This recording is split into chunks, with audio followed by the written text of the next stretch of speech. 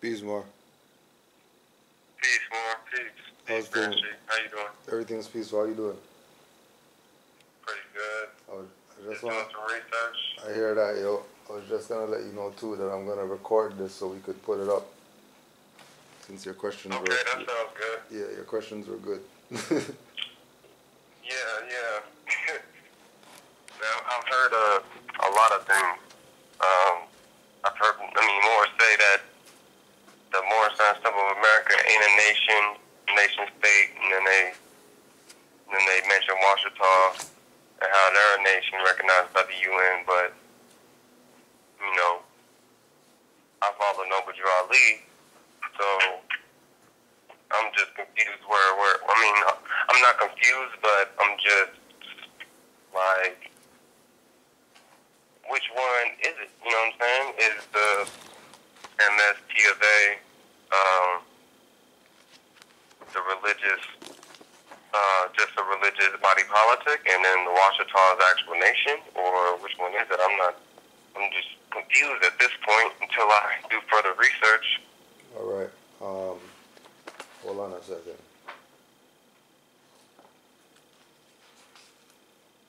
Connection is that Noble Drew Ali's Cherokee. Right, which is direct connection to the Washitaw. Yeah. Right? And not only that, but Noble Drew Ali's family is who sued the United States and all that with the Louisiana Purchase.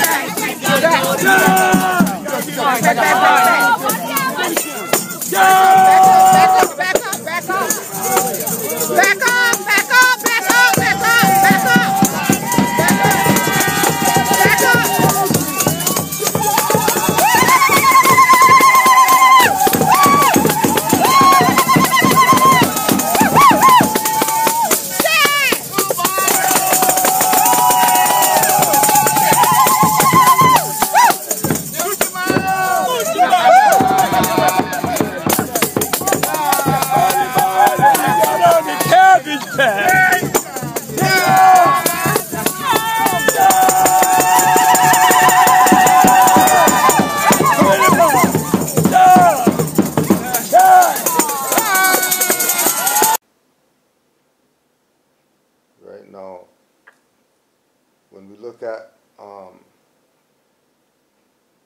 as far as the so-called international community, when you're saying that, you know, it said that they're the oldest recognized nation as far as indigenous people, right? That connection goes back to the Olmecs. So if Nobujuali told us that, you know, the flag's been around for 10,000 years, then he's tying the Moorish Americans to this history. It's like how we say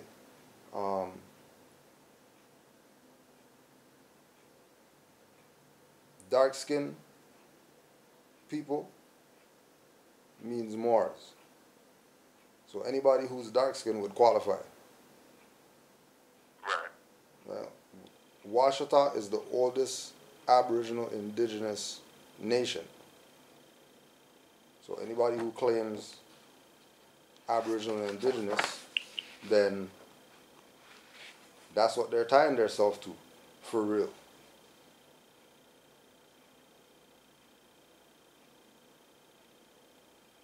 But people are caught up in the whole thing of the names when it's really about the culture. You know what I mean? So we can go to, like, if we have to use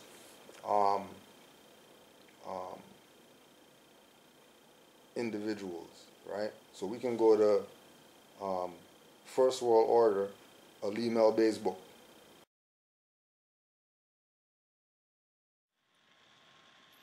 Greetings, this is Dr. Aline Bay, and I am the writer of what we call the First World Order book. Within these 419 pages, there's 7 chapters in which that correlates perfectly with the mundane and how to raise yourself up to a spiritual level.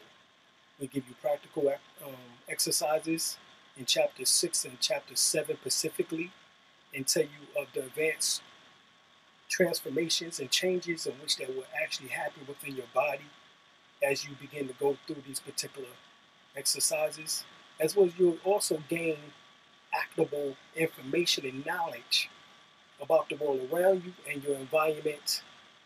And so, once again, this is the First World Order book, in which that on the back you will see my teacher, Prince Ramesses Abel Bey, the Crown Prince of Empire Washitaw D. Damanya. He's the one in which that commissioned me to write this book, in which that in this book you will find information on how he became the Crown Prince of the Empire Washitaw D. Damanya, bestowed that title by the Empress herself, June 7th, 1999, and it's no coincidence that today happened to be June 7th. So this is one of the ways in which that we give back to those who have given us so much. So please check out this book. Once again, the First World Order. For those who have read it, then you know the information, what it holds, the information, how deep it goes, and how you can utilize this in this life, here and now, not wait for an afterlife to come. All right, so this is practical information and knowledge that's in this book. All right, so for those who like the historical portions, that's fine, it's in his book. For those who like the literal information, that's fine, it's in this book. For those who like the practical information, then that's fine, it's in this book. All right, this is a composition of several books into one. But this is the information on which that we receive from our Crown Prince, Ramesses Abel Bey, known as Proud Melchizedek, who was also the establisher of the indigenous cosmic golden ray order Melchizedek, as well as also the establisher of the nation known as United Washitaw Deduct among your Moors. All right? And as one of those nagas or one of those chiefs, we state that this is something in which that you really need in your library in order to pass on. It's like a college book. Unlike with a college book, you never go through the whole book, and oftentimes you have to go and actually end up selling the book back after the end of the year because there's nothing in which that you can actually do with it. But this is not the case. You can actually utilize this book and pass this book down to generations so that they would know your children, they would know your grandchildren, they would know, and on and on. They would know of your existence, of your struggles, and of their ancestors who have passed on, became living relatives. So we are saying once again, this is a must read. All right? So once again, first water. All right? Peace. Peace. I just wanted to quickly read some of the comments from people who have gotten the book. Teacher Imhotep says, The First World Order is an amazing book. When I first heard of it through Dr. Alim El Bey, the author of the book, which I had known as a very humble God, I've been following his work for years. I knew that the book had to have some serious research and a lot of time spent on documents to back up his claims. Just the name alone caught my attention. Dr. Bey has conclusively and unequivocally answered a lot of unanswered questions that I had in the past about the ancient ones and put many of the pieces of the puzzle together. I mean, this brother has tapped into the universal God consciousness. The brother really did his homework. And on the inside of this book, it is full of pictures and easy to understand editorials and having endless knowledge of information that will take years to contain. If you are looking for inner standing and overstanding, add this book to your collection of knowledge. This is the tablets to read and study. I love this book and I have added it among one of the great books of my shelf. That's what Brother Teacher Imhotep said. Wow. E. Lawrence says, powerful work from a modern day master teacher. Peace and honor, Dr. Bey. Brother Granchi Cujo says, great book. Everyone should have a copy. One of the best Moorish books of one of the Moors. Dr. Alim Bey's book, First World Order, is a literary masterpiece about the history and the science of the Moors and the Amexiums. This extensive lesson book allows the reader to delve into information about the history of the so-called blacks before subjection in the Americas. I was very impressed with the attention to detail and the brilliancy with which it was written. The First World Order has some great historical stories that intrigue and fuel the imagination while giving a sense of ownership to the information presented. If you are a student of Noble Drew Ali and the Moorish history of America, this book is a must for your library and a must for your children. There are not enough stars to rate this book. Those are just a couple testimonies of people who have actually read the book. We'd love to hear yours. If you'd like to see a listing of all the testimonies that we've accumulated, you can go to dralimlbey.com and check out the Hall of Knowledge, the home of the $10 PDFs. That is dralimlbey.com. And thanks again. Don't forget to click and subscribe. And at the box below, we'll leave the links. Peace, honor, love, happiness, and appreciation.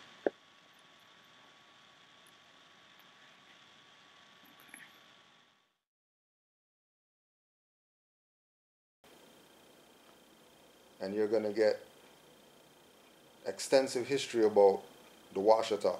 You're going to get extensive history about Noble Drew Ali's connection to it. So don't get caught up in, well, those guys say they're Moorish American, and then those guys say that they're whatever. Well, you know, we talked to Brother Alim, he's Washitaw, but he's Moorish American. You know what I mean? Like, he's not saying something different. You know? Because the Washitaw were Moors. Because the Washitaw were Moors. So like how is there a separation? Right. You know what I mean? Right now, let's also put this out there. Page 60 in Brother Aleem's book, just with regard to, you know, Washitaw and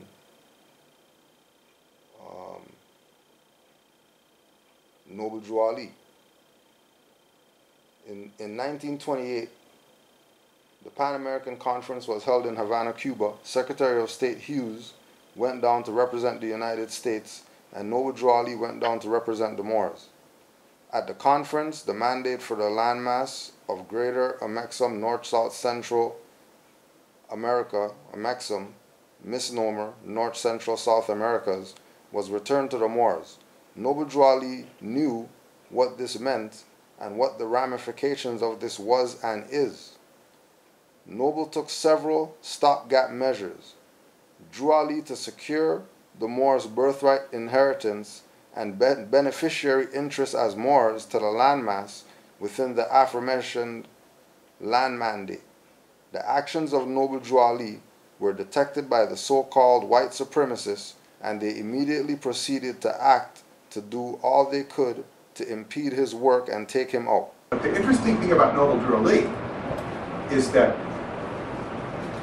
as I began to study him, the whole TV show, first it was a radio show of Amos and Andy, was designed to lampoon Noble Drew Ali and the Moorish Science Temple. Because I don't know how many of you have seen Amos and Andy. I saw it as a kid in the 50s, wasn't really interested in it, didn't like it because the character was always having a hard time. It was always in the butt end of the joke. I didn't think it was too nice. But what he was, is that the main character was Kingfish. But it was funny as hell, though. It was a funny show. Yeah, well, I was too young to get the funny and stuff. Yeah. I started watching later on as time. Oh, it would be hilarious now. Yeah. But I didn't get it. I mean, I was young. I'm just watching this getting the ass end of it. Yeah. So I'm the kid. I don't understand the stereotyping humor. I don't understand anything. It was said in the 20s that the black people loved it just as much as the white people. Okay? It was just funny. It was funny. But he was the Kingfish, and he had his Order of the Mystic Knights of the Sea. Now that's the Moors. The Moors are the best sailors. That was in the show? Yeah, Order of the Mystic Knights of the Sea. He belonged to the Order of the Mystic Knights of the Sea. And they had, like, you know, the head jellyfish and the head mackerel, and the congregation were called sardines. This is really funny. But they were lampooning the real Moorish Science Temple, which Drew Ali had set up. And they had one episode where they had Ali Bendo, this crystal gazer who was arrested. You see? It was like they were mocking the Moorish Science Temple. Now, what's interesting is about why I said, who was sponsoring this? It turned out to be, I think it was Pepsi. And I found out I studied the whole history of Pepsodent, and the guy, it was very, I put it in the book, it's bizarre, all the connections with Pepsodent, and why it relates to teeth and whatnot. But Amos and Andy was the first syndicated show in the history of broadcasting. It got syndicated was football. You know, Red Grange and all that, those days in the 20s. Not even baseball had been syndicated at that point. It was Amos and Andy. And it was a Masonic duo that had done this. They were Freemasons, high-level Freemasons, and they created this very funny show, which was so nobody could possibly take Moorish science seriously. And black people in general would be lampooned. And if you even watch the Hollywood movies of those era, and the way black people were portrayed, even beyond the Stab and Fed shit, it is just, nobody would do that now, unless they were just making fun of it, you know, Eddie Murphy or somebody. But it's like, you know, it was in such a way that white people could not take a black person seriously. And having grown up in a community where you were told that, my mother said, no, they don't. I said, why don't black people live here? She said, they steer them away. In other words, they steer them. It was called steering. And it was just, she explained it to me. And the attitudes of the people were such that, no, they weren't to be taken seriously. It was something you didn't talk about too much. But, so, when you make fun of something, and they were making fun of Drew. Now, what's interesting about Noble Drew Ali is that most people don't know that out of his death arose a man called Wally Fard. And Wally Fard has an FBI file and a very obscure lineage. Like, he seems to come from Hawaii. He might have some Polynesian blood in him. He seems to have some white blood in him. He doesn't seem to have any black blood in him. He might, but he doesn't seem to. Yet he becomes the head of this Moorish Science Temple. And then he picks Elijah Muhammad to be the head of the new reorganization, which is the church, what do they call it? The Church of Islam? The Nation of Islam. Not a church yet. Nation of Islam. So you find, when you find out about the Nation of Islam, they do know that they had Noble Drew Ali as their original founder, but they don't give him much airtime. Exactly. And most of the people don't know this. Even people in the Nation of Islam. The higher-ups don't. And, of course, white people don't know much about the Nation of Islam anyway. They just look at it as antagonistic, oil on their side. Most people, not all.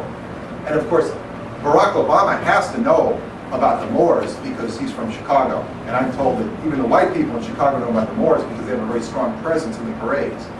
So there will be some, knowledge of this. But in their book, they're talking about something very, very serious relative to Noble Drew Ali and what he specifically did. Got the land mandate. Right? But again, it's back to that whole thing of why was it so easy for him to do that? Because there was a track record. And he's directly tied to the timeline. You know what I mean? He wasn't coming as some black Indian or whatever.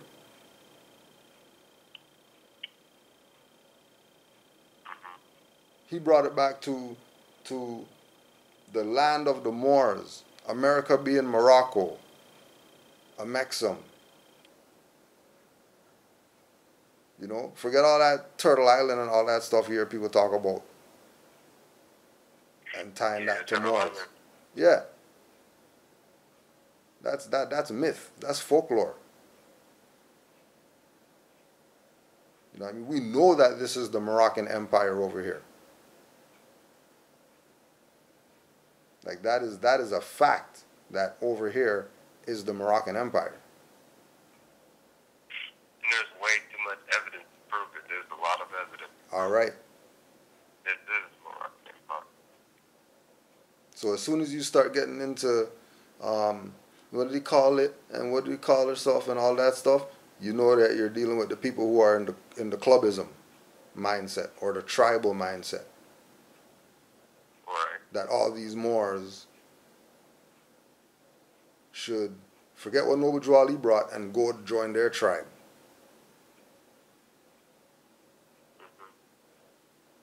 Or join their club.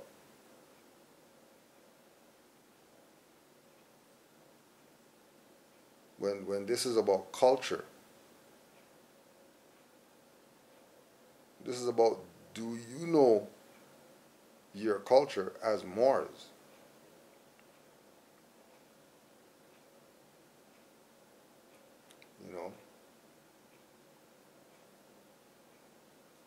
Exactly. It's in the culture. Everything's in the culture.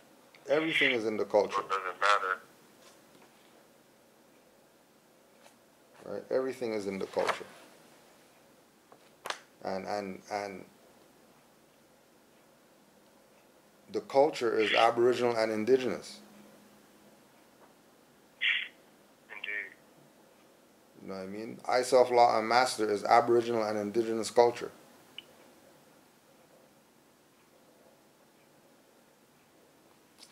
Yeah, so what the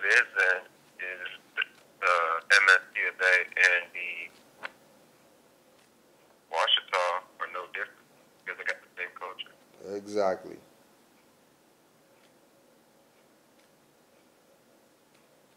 And like they say, it's just that simple.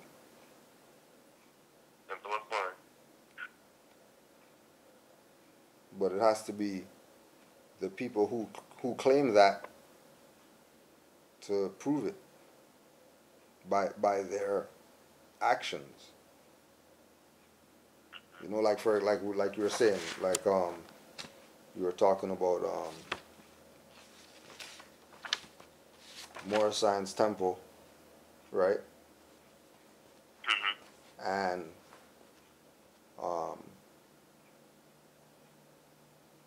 like Moor saying that they're not states or whatever. No, this is Noble Drew Ali talking, right? To all governors, grand sheikhs, and head officials of temples, by order of Prophet Noble Drew Ali, has said the following thing during this our very first convention. Prophet Noble Drew Ali said that the Moorish Science Temple of America was organized to play a useful and defined part in advancing the sacred obligation of American citizenship. Right, not U.S. citizenship or USA citizenship, American citizenship. And then when you go check American, you're going to find out that it's the dark-skinned, copper-colored people that were in the land before Europeans came here. So American citizenship that Noble Drew Ali always talked about is Aboriginal and indigenous culture. Right? As the Moorish divine national movement was founded for the uniting of the Asiatic states of North America.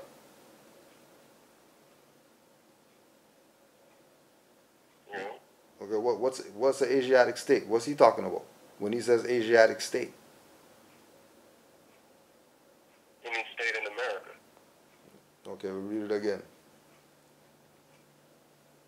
Any state all over the world, basically. Asiatic states of North America. So the geographical location is specific to Morocco, North America.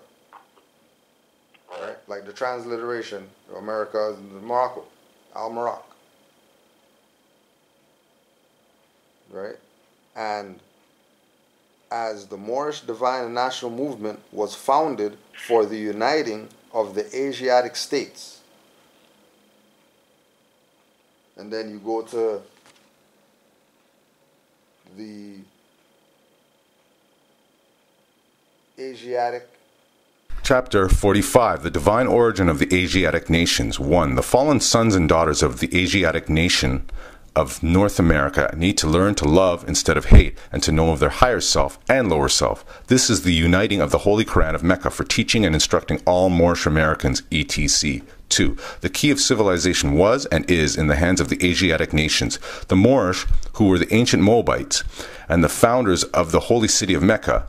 3. The Egyptians, who were the Hamites and of a direct descendant of Mizraim.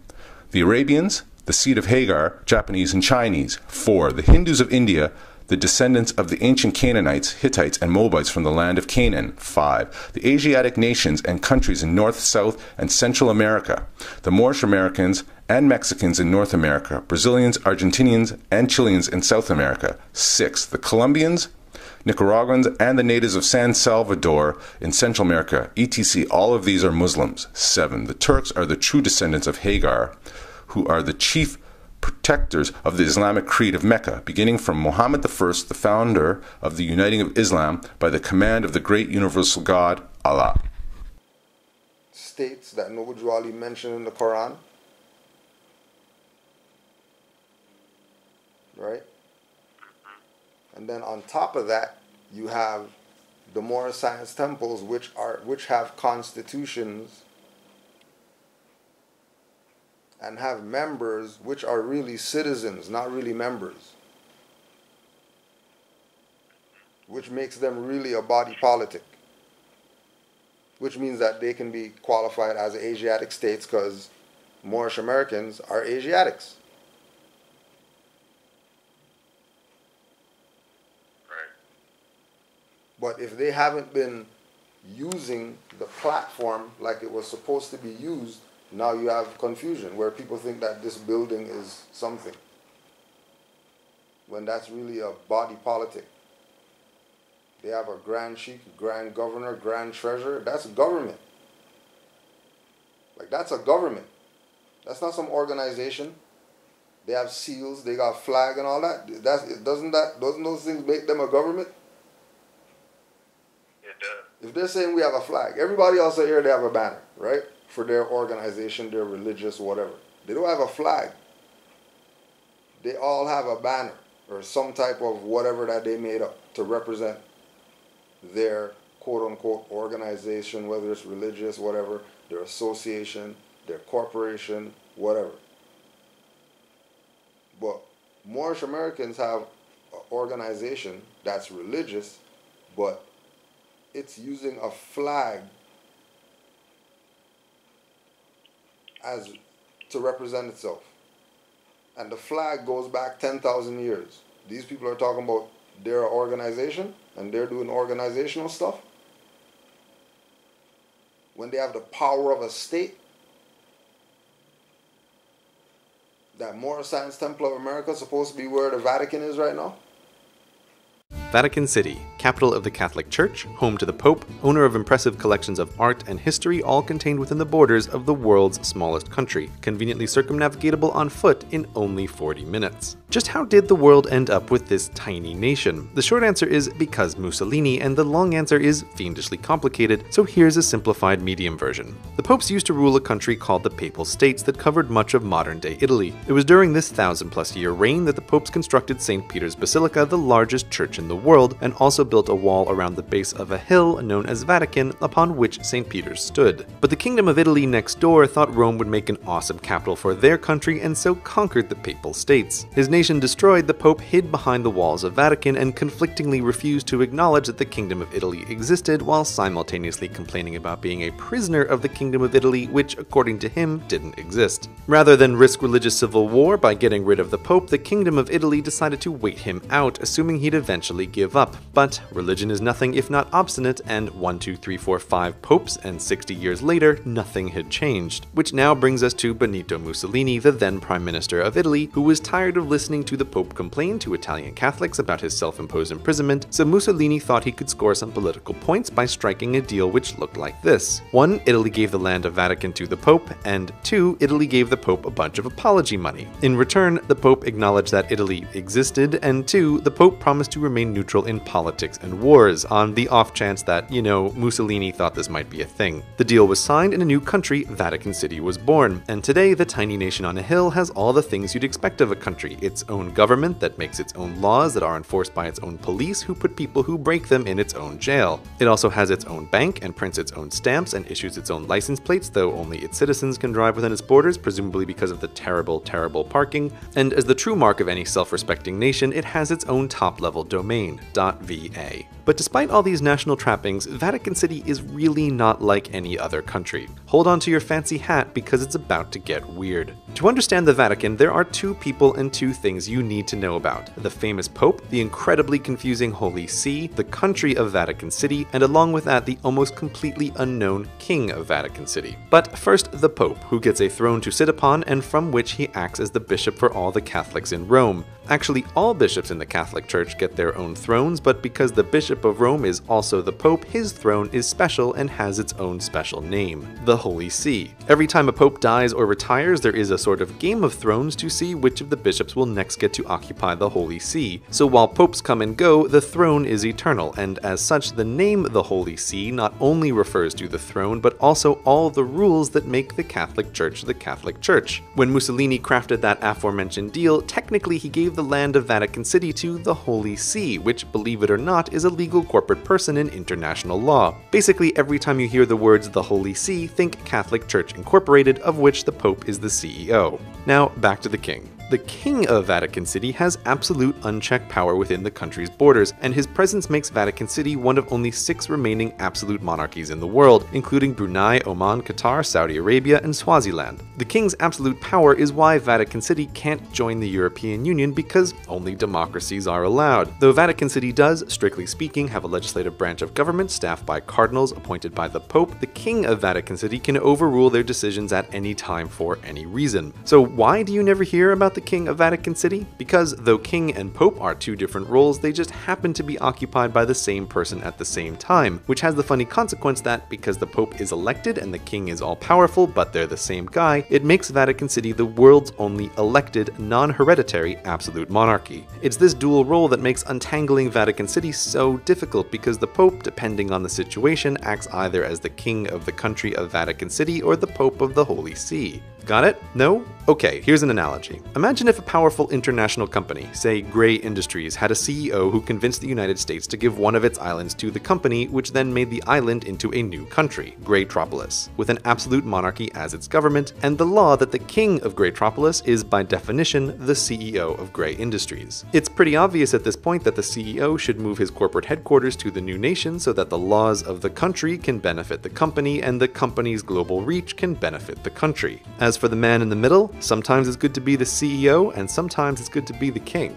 That is essentially Vatican City. But if you're still confused, don't worry, even other countries can't keep it straight. For example, the United Nations has the Holy See, the corporation, as a member, but not Vatican City, the actual country. And the Holy See gives passports to Vatican City citizens that other countries accept, even though those passports come from a company, not a country. And speaking of Vatican City citizens, they are perhaps the strangest consequence of the Pope's dual role as religious leader and monarch. While other countries mint new citizens with the ever-popular process of human reproduction, Vatican City does not. No one in Vatican City is born a citizen, and that's not just because within a rounding error there are no female Vaticans. The only way to become a citizen is for the King of Vatican City to appoint you as one, and the King only appoints you a citizen if you work for the Pope, who is also the King. And because the King is all-powerful, your citizenship is at his whim. If you quit your job for the Pope, the King, who is also the Pope, will revoke your citizenship. These rules mean that Vatican City doesn't have a real permanent population to speak of. There are about 500 full citizens, which is fewer people than live in single skyscrapers in many countries. And all these citizens work for the Holy See as either cardinals or diplomats or the Pope's bodyguards or other Catholic-related jobs. So it's best to think of Vatican City as a kind of sovereign corporate headquarters that grants temporary citizenship to its managers, rather than as a real city-state like Singapore, which has a self-reproducing population of citizens engaged in a variety of economic activities, both of which Vatican City lacks. But in the end, the reason the world cares about Vatican City is not because of the citizens within its walls, but because of the billion members of its church outside of those walls.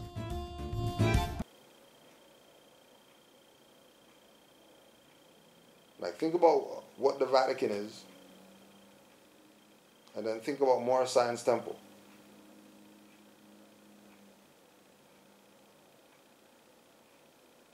And look at the vast difference between the two. When they were, supposed to be doing the same thing at the same time.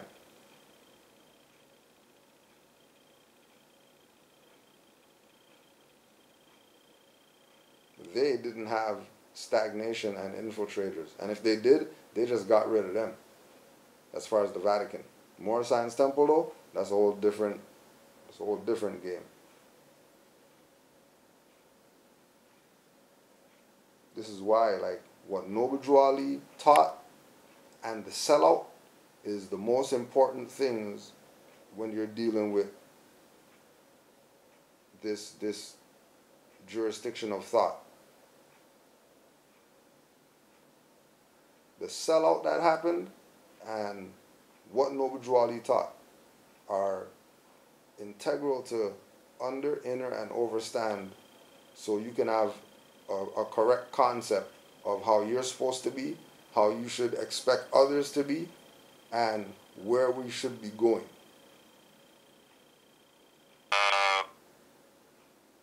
You were talking about, what were you talking about? being the Moorish Temple being a state. Okay. And yeah. All right. Basically, yeah. Okay. Constitution, bylaws, basically, you know, kind of, they go based off of a flag. So. All right. So that qualifies them. If you have a flag, I mean, obviously you're a nation. Yeah.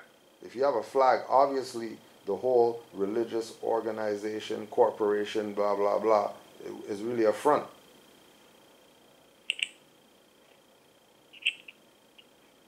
Like it's actually a front.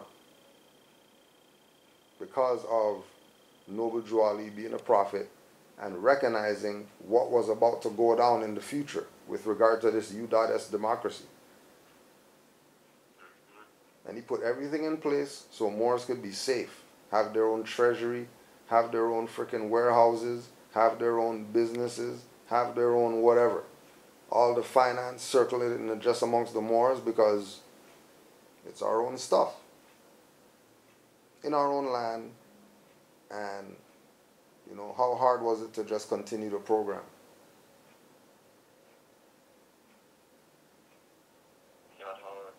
Right?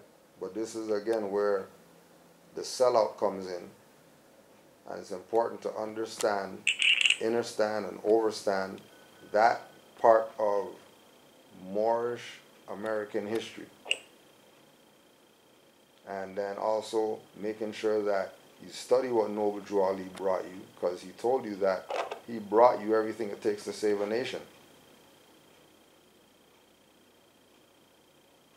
So do yourself a favor and save yourself with it. Because it's your birthright. It's not some club. Moorish Science Temple don't give you Moorish anything other than booklets or whatever. But as far as your status as a Moorish American, you know, like they always, you know, like they bring up Act 7. You know, with us, all members must proclaim their nationality. Well, you have to have a nationality to claim. To qualify as a member, you have to have a nationality.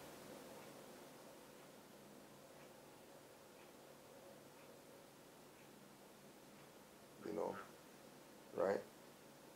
So people who are coming through the door, they're not supposed to be coming through the door off the street. They're supposed to be coming through the door because they see no more. And the Moor put them on to what's up. Told them what their nationality is and all that. Don't call yourself black ever. This is before they even go to the temple. So when they go in there, they're going there to become a member. Having the mindset already that, oh, I'm a Moor. That's why I want to be a member of this organization. I could be a member of any organization, but if I'm a Moor, the Chinese aren't joining the European stuff before the Chinese stuff. It's not going down like that. They're going to rep their own stuff first, and then if anything, then they rep somebody else after, if they have to. Yeah. Okay, so that answers my question in a big part. Right. Big area. So it all makes sense. Yeah. For all Moors, then must act as such. That's all. That's. I mean, what else is there to do once we find out that we are? You know what I mean? Like what? Once you find out you can catch the ball, why wouldn't you want them to hit it to you? That's a perfect example. You know. How are you running from the pop fly when you know how to catch?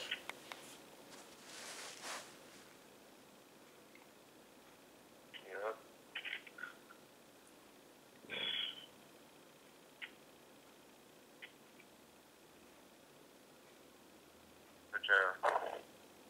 Yeah. You got any other questions or things on your mind? Shoot.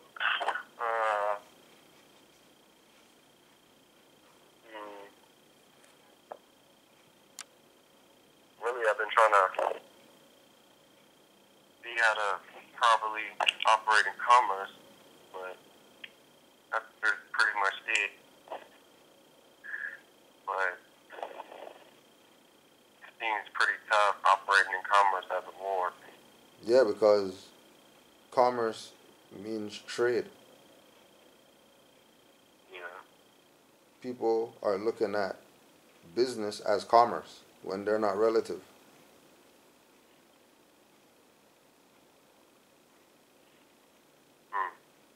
Right?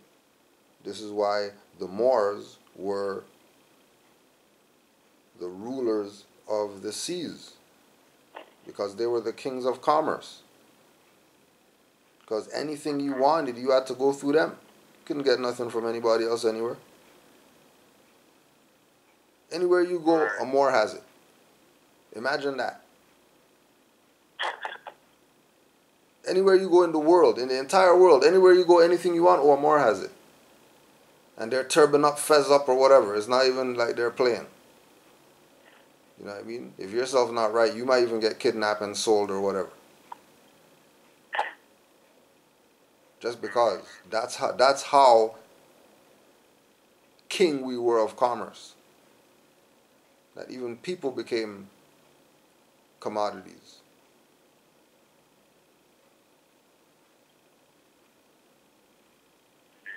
You know, but nothing to be mad about, or we're not Moors because Moors did that. Nah, that's just a small percentage of Moors that were doing that. It's not Moors globally that were enslaving people or whatever. That was specific Moors.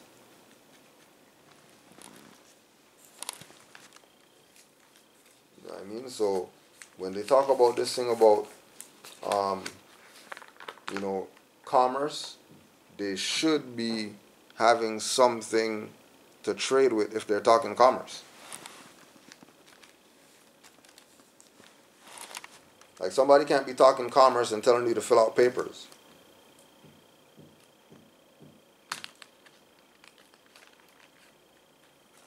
In order for you to engage in commerce, you have to fill out papers.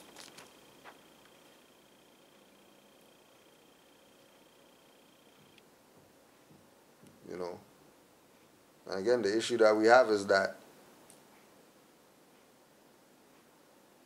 the other people who don't have an issue with engaging in commerce is because they're trading amongst themselves. Hello? Yeah, I think it's just my phone service is terrible right now. Something happened again. It might not be you, bro. Yeah, true that. It might not be you. They on the line. You know what I mean? But yeah. So yeah, so the whole commerce thing is, you better have something to trade. Right. If they're telling you, if they're, yeah, or a service, right? But you know, the service has to be like, because it's a service, there has to be something that you're providing, right? So like Molly Maid, they're providing a service, right? Like, that's providing a service, right? Providing a service isn't me and you on the phone right now, and because I'm doing this, you know, for you having a conversation, I'll tell you 150 at the end of the conversation. And then you pay because, you know, you're a Moor, I'm a Moor, and, you know, it was my time and all that, and, you know, serving is worthy of his hire and all that or whatever, when we have a covenant that if you're in adversity, I have to assist you. I can't not assist you, or I can't give you a price tag in order for me to assist you. When I know that you're in adversity right now. Because you're looking at the scope of Moorish whatever in confusion. And you're looking to get clarity on the confusion of the same stuff that I'm part of. How am I going to tell you 150 or whatever? When I know, oh, well, just look at it this way. And you get a better perspective, and then now you could maneuver better. I'm hitting you up for that. When we have a covenant between each other, prior to our existence, there was a covenant between Moors. There was a treaty between Moors.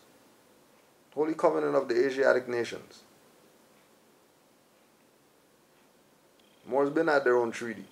But, you know, they want to hold other people to treaty, but not even hold their stuff to their own stuff.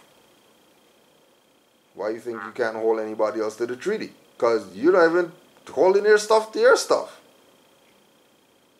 Now you're going to talk about enforced constitution on some Europeans, imposters in government or whatever, when you're not even enforcing divine constitution on these dirty Moors that's in the movement right now. You really expect them to take Moors serious, like as a whole? Nah, they're only going to take the ones serious who they engage and know that, oh, that Moor knows what he's talking about. Or those Moors know what they're talking about. So we'll just leave them alone. Don't even bother those Moors. From the prosecutor down, everybody knows. Those Moors over there, don't mess with those Moors. Anybody give those Moors a ticket, we're going to sue you. Because we don't want those Moors coming up in here messing up our fiat game that we have with the dumb people. You know what I mean? Yeah. So, you know, like we're in a messed up predicament because we violated what Noble Drew Ali laid down for 100 years. We violated stuff. That's why people are trying to do commerce now, and people are trying to fill up paper and send in something in order to be free and be able to maneuver. Don't try to, you know what I mean, overstep the prophet. Still, you violated him for 100 years, and then you're still going to go for commerce before you go to check what Noble Drew Ali said.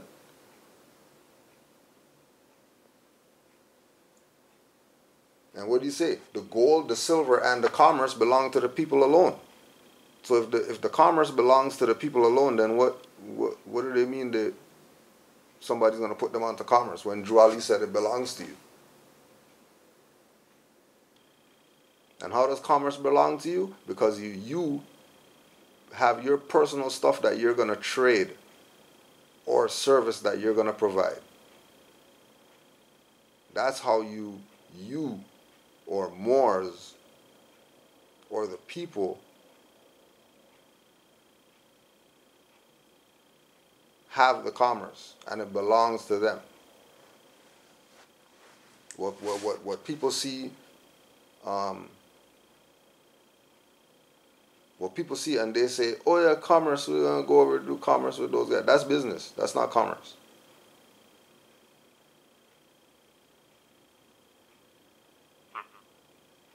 You know.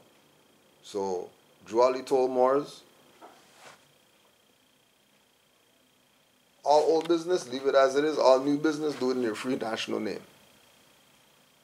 Real simple concept. So if old business is supposed to stay where it is, how come people are touching birth certificates and licenses and stuff like that as Moors?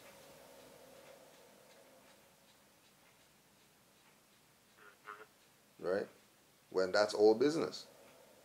That should stay how it is. You know, you might do some things different, like reserve your rights on it now, you know, have your picture on there with the fez on and all that. But you're not playing around with those instruments and trying to get some IRS benefits or whatever like that from some de facto instrument.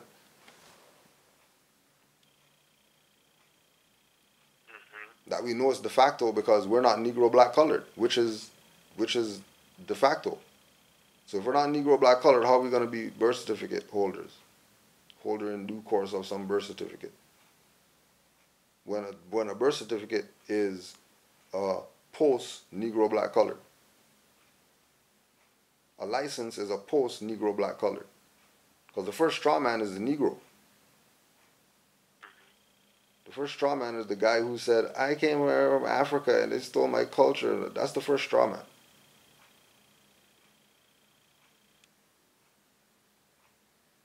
Yeah. Right? And every straw man was built off the Negro. The black, the colored.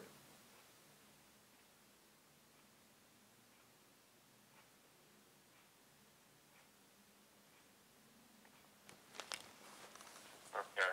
You know? So it's about what you got to trade. You know what I mean? And you know, either you're gonna have something to trade or have a service to provide. And once you're engaging with people who understand that concept, like for example, there's a sister in Savannah, Georgia, and then she has this place called Savannah House, and she had posted a picture online of a plumber fixing her sink, right? And the story went that the plumber, realizing where she was, whose sink it was that she was fixing, said, forget the money or whatever, I want some stuff that you got here.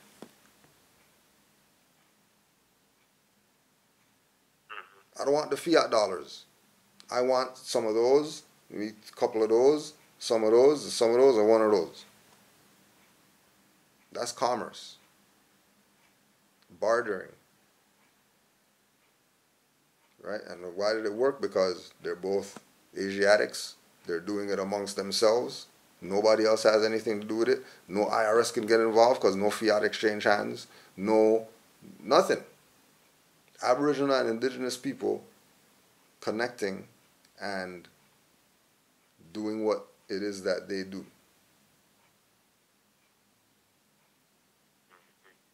Right? And remember that these are concepts that can work right now. But majority of people want to play people. They don't want to deal with it how it's supposed to get dealt with. They want to play this game like, you know what I mean, hierarchy and stuff like that. When there's no favorite, nobody Ali said that there's no favorites in the temples. So if there's no favorites in the temples, then trust me, Allah has no favorites in the nation. You know, Moors, Allah is holding up more than Moors or whatever. I mean, people are putting their self on a lower plateau. You know? Allah loves them. Allah loves them the same, even if they don't love Allah. They love fiat more than Allah. Allah still loves them the same. They sure like that fiat, though. Yeah. They drool over that fiat. Right? And again, you know, why? Because Moors stopped being humanitarian and started being, you know, driven by wanting to be somebody. Like what Juali said, jealous of the fame and nobility.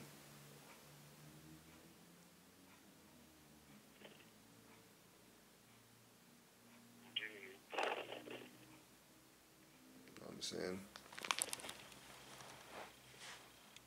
I see what you're saying. I see what you're saying. It's a good concept. Yeah, it's just people, you know what I mean? Like our hands are in too much stuff right now for that to work properly. You know what I'm saying?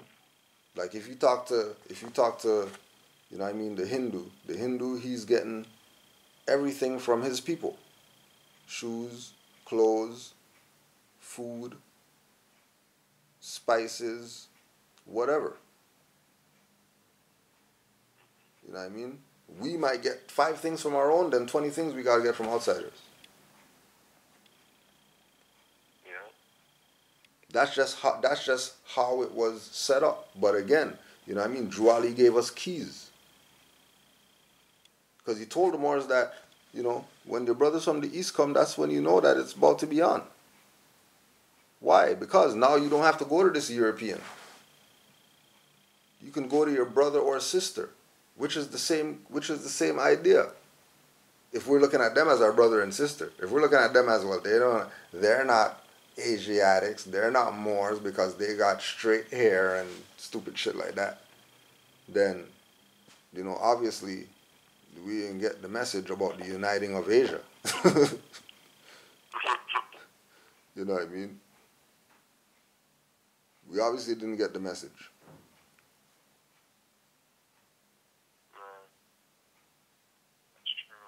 Right? So we can have what it is that we want if we look at who we're supposed to look at as our brother and sister and patronize with them. You know what I mean? Like there's like we have Moor told a story about going to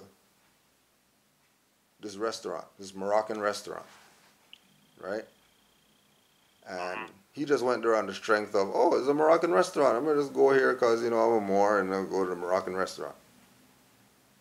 Moor goes to the Moroccan restaurant and dude comes out, owner of the restaurant comes out and all that stuff, like, you know what I mean? He's serving him, the owner, right? Owner is serving him, takes him, brings him in the back and all that stuff, showing him the treaty in the back that he has framed and all this type of stuff, that he knows that this is Morocco and all this. The same people who you know, dirty Moors will say, or tribal Moors would play the game of, you know, no, you can't talk about the treaty and, you know, Morocco has nothing to do. Kingdom of Morocco doesn't recognize the Moorish Empire and stupid stuff like that.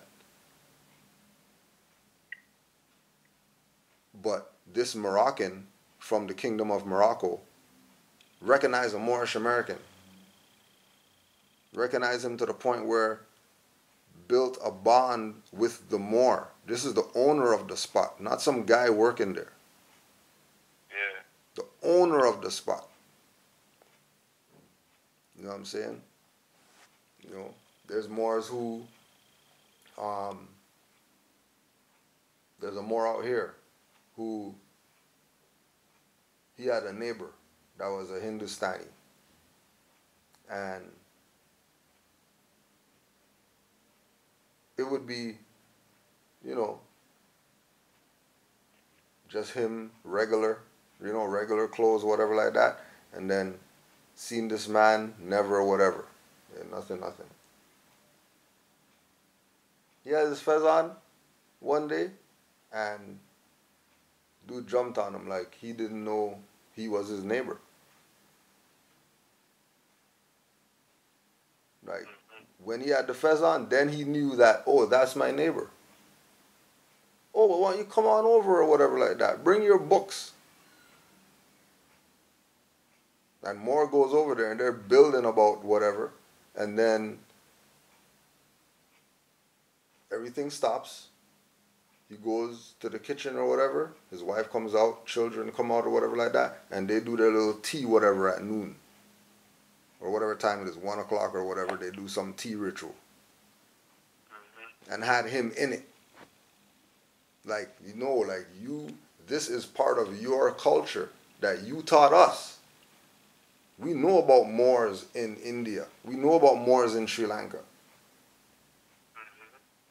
You know what I mean? We thought you guys just disappeared. Like, we just thought there's just no more Moors. And then he's telling them that the Moors are really the black people. Yeah. And they actually realize, like, oh, that's why they say that they're black people, because they don't know who they are and all that. They knew from the psychological perspective why it is that things were how it was going for so-called black people when they built with this Moor. Over tea, the Hindustani ritual.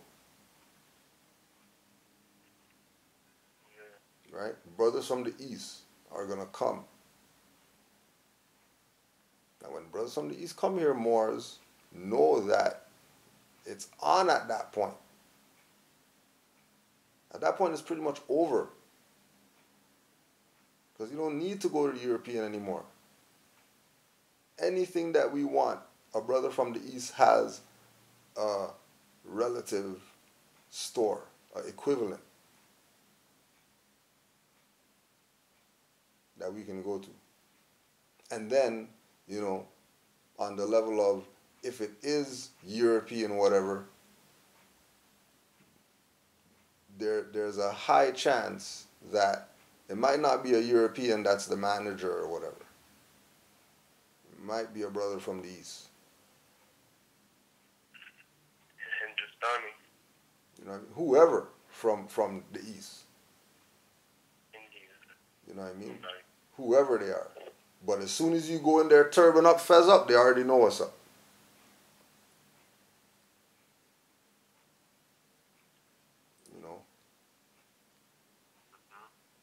It's like it could go down right now. It's just, are Moors really there? You know what I mean? And, Moors too busy chasing papers. Whether it's fiat, whether it's some writ that's going to get them out of some BS they got themselves into, Moors chase papers. You know what I mean? And certain Moors, the only papers they chase is books. Because all they do is study. And they chase pages. And those are the Moors who, they don't have any questions about how to do commerce and how to do whatever. They're getting this information, they're passing it on to their family, they're passing it on to whoever wants to know. Other than that, they're just being themselves. If they got a shop that they open, if they got a job that they go to, they're still Moors. Especially if they're, moving accordingly. You know what I mean? Once they're moving accordingly to how the history shows Moors move, then others are going to take note and they'll be inspired to be themselves, which is Moors, because uniting of Asia. Go back to being Sri Lankan Moors. Go back to being Moros instead of Filipinos. Go back to being Maroons instead of Jamaicans. You know what I mean? Tie back to the culture, and then we have the unity that we're claiming we don't have, or we can't get, or somebody's stopping us from uniting with the whatever. You know what I mean? And again, we had the examples. You know what I mean? You had Muhammad Ali telling people, "I'm not gonna kill no Viet Cong for what? Like, they're my brothers. I'm gonna go kill some Vietnamese people when me and them are brown people. What the hell is, like, how does that make any sense? You know what I mean? Yeah. And Exactly. and he was on it. Use that Ali and bust that draft up. Bust that draft up. Just because.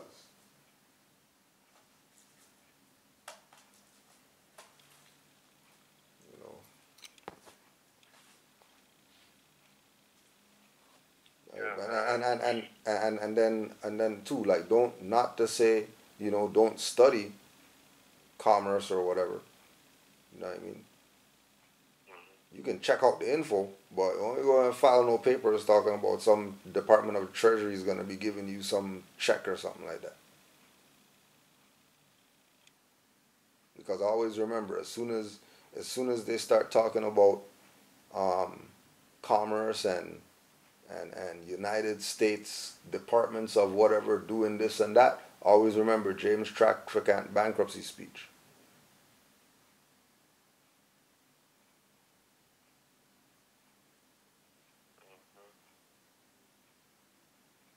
Because everything's laid out in the bankruptcy speech that these guys are bankrupt. So how they got credit to give you, what they getting checks from, and they're bankrupt and dissolved and insolvent.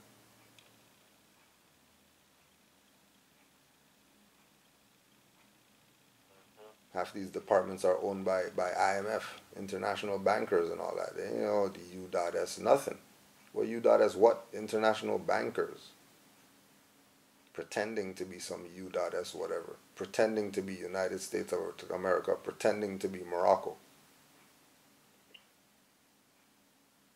All because the Moors want to be Negro, black, colored people, dirty Moors, and everything else. That gives up their vast estate to anybody who's, you know, game to colonize or rape land.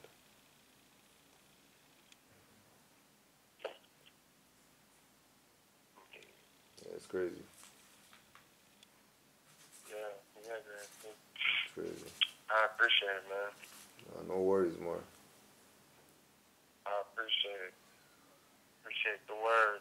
Yeah. I got a good understanding. Whereabouts you at, anyways? Huh? Whereabouts you at?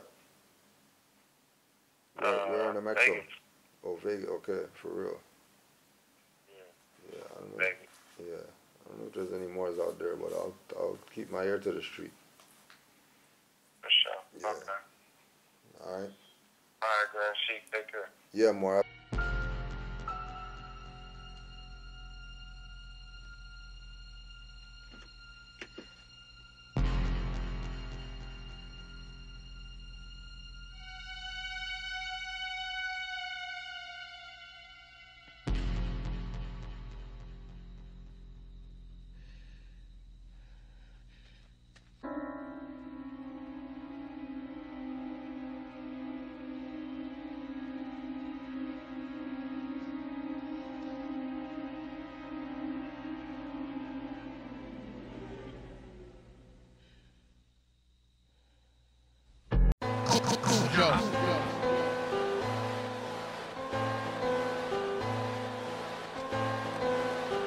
Young pups can't fuck with the Cujo.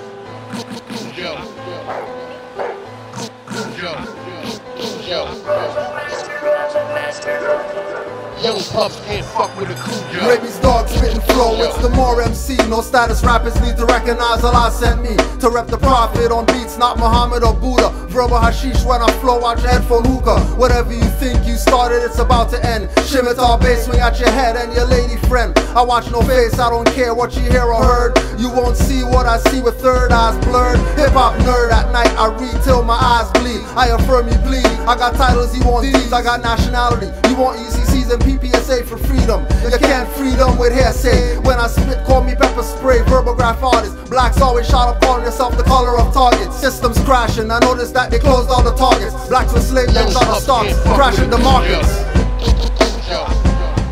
Who?